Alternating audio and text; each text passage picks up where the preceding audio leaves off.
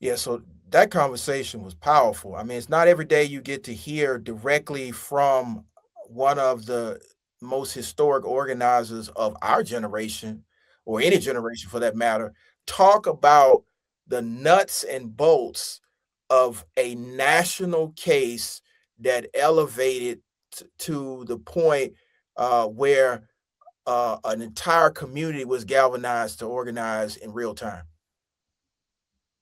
For sure. So we were talking about you were talking about how there were aspects of the Breonna Taylor the movement around her that you feel like were missed because they weren't in national news. Yeah. So I traveled to Louisville twice, one for BriannaCon and then two for the follow up where individuals were arrested. So when she talked about the Louisville 65 and then the 50 some odd, I was actually on the ground. And so they didn't talk about how people organized at Breonna Taylor Square, which is right across the street from the courthouse. They were holding space there, or how they had the different Airbnbs around the community, or the marches that were impromptu marches to Kentucky Derby because they were going to shut down the Kentucky Derby at Churchill Downs. And so it's not every day you get to hear sort of the day to day operations of a civil rights social justice campaign. I make it akin to having a behind the scenes look at Montgomery or Selma or Mm-hmm. Albany or some of Pensacola, the things that Dr. King was doing, of course, Memphis, the last campaign. We didn't get to see those because the cameras weren't rolling. But now that we have, new media and social media, we can hear it from the organizers while they're still in the fight. And I think that's what's important Mm-hmm. about this episode. Yeah, for sure. So you were also talking about BriannaCon, which is, I'll be honest, I didn't even know that that had happened, and that's such a cool part of organizing that I think is missed, not missed now.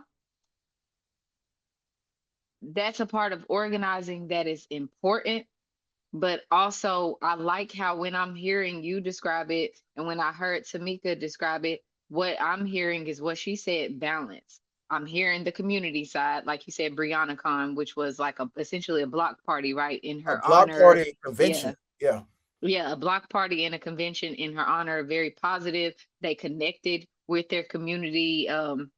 And that piece is important, but then y'all were also on the ground pushing back. Y'all also meeting with legislators and, calling out people in the police force or people in the system that were impacting this case. So there was a lot of boots on the ground work, and there wasn't all community. So I want to talk a little bit about, because you're also a part of No Kings, right? So I do think that's an elephant in the room right now, is people saying, like, a lot of people are not just scared to protest. When they go out there, there's the community piece and there's the connecting, but we're not seeing the same type of fight and pushback as we did with BLM or Black Lives Matter. So as you're talking and describing, that's what I'm starting to think. It sounds like y'all have balance. And that's and maybe it's a missing piece now. I don't know, but it's just that's where my mind is going.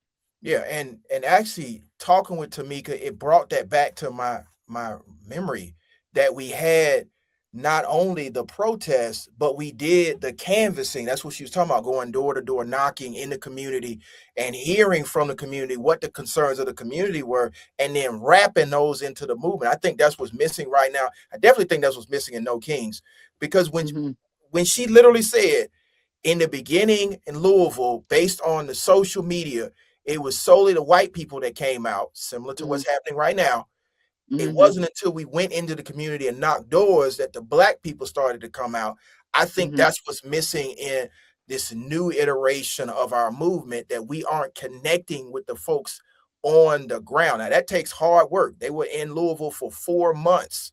We had to build that type of capacity. It's the same thing we did down in Centilla Shores. We were down there so much that we were communicating not just on social. Social is important, just like mainstream media is important, but we were building real communication and real connections. I mean, I still have connections in Brunswick that I tap in with.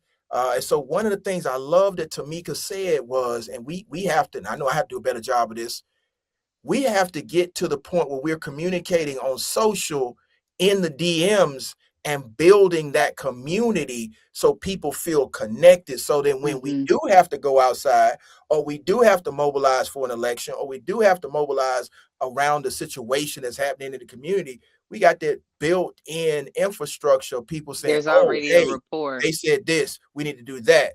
And so I think that's what's missing. And that's what I took back from this conversation that I had already forgotten.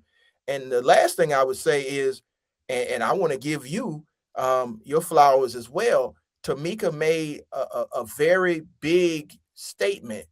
We're nothing in this movement in my generation if we don't pour into that next generation, because this is a generational fight. This is a lifetime fight. And if I'm Hmm. not making the introduction from a historic activist to an activist that's making history in her own right, I'm not doing my job. So I'm just glad that y'all Appreciate you. got a chance to have that conversation, and you could see where she knows that she's, great at, and what she knows that she needs to improve. And the fact that even as a seasoned organizer, and I didn't realize I'm older than Tamika, we don't know it all.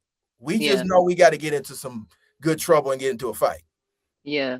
One of the things I've been thinking about during this whole conversation is that, now I'm assuming here because I wasn't into activism back in 2020, but it's looking to me like being an activist in every other administration is way different. I know what it's like to be an activist under the Trump administration. And I don't feel like a lot of us, enough of us, are having those conversations because there is a real fear there now, too. Yeah. You know what I mean? So I give grace to people who are scared to protest, who don't want to go out, who don't want to boots on the ground. I'll be honest, and I received what she said to me, and I'm going to take her feedback and try to figure out ways I can safely be involved, but I ain't trying to get shot. I ain't trying to die. Not that there was never a risk of that, but I feel like it is so heightened under Trump. And so I feel like, I'm valuable. My voice is valuable. I have to keep myself safe. And a lot of the time right now, under the Trump administration, I feel like it's very, very unsafe. So I I feel like I want to do more, like do my due diligence to look into more ways I can safely be boots on the ground, because I do feel like, in all fairness, there wasn't a Nazi in the White House in 2020. It was a little different. Well, And technically, there was a Nazi in the White House in 2020, and we oh sent him yeah, he home. was. He was. Yeah, Yes. he got okay. So Yeah. after So during after Biden. So that, during Biden, it was yeah. just a little different during Biden. Oh I'm yeah. not Oh yeah. saying not Protesting, saying protesting under Biden and protesting under Obama was a cakewalk. You could go outside, do different. whatever you want, and go back home. But one thing I agree with you, and we have to do a better job. Tamika didn't tell you that there was a legion of lawyers that were supporting them. So Hmm. I, for one, was the reason I went to Kentucky when they got arrested at Daniel Cameron's house. I was getting phone calls from people saying, "Where are the lawyers?" And the lawyers were on the ground. Lee Merritt was on the ground, legal observers. She talked to you about Lanita Baker and Ben and others who were doing that work. So in a Trump administration, you always have to have the lawyers. Now, of course, in Yeah. Biden administration as well, but you have to have those lawyers. And I think in No Kings, I think what's missing is we don't communicate well enough Hmm. to let you know that there are legions of lawyers. Like And whenever that we had y'all one of these, have their when back. yeah, Somebody whenever gonna we have had their one of these back. big marches, trust me, there's legal observers. There are sometimes security there to make sure that everyone's safe and everyone makes it back home. And I think that's what is missing in these teachings Messaging. and Hmm. messaging that we're not telling folks. It's not just we out there marching and the National Guard gonna run up on us, even though that did happen towards the tail end of 2020 when they militarized here in Atlanta. I But remember that. yeah, that it was actually pretty fun too. I mean, I got pictures in front of the National Guard. They again, once you understand that in certain areas the Constitution still applies. And as long as you have competent legal representation, the Constitution will still apply. And Trump loses 95% of the cases that go to federal court against him. So I just think that what I gathered from this conversation was we got to do a better job of telling the whole story Yeah. about what happens on the ground.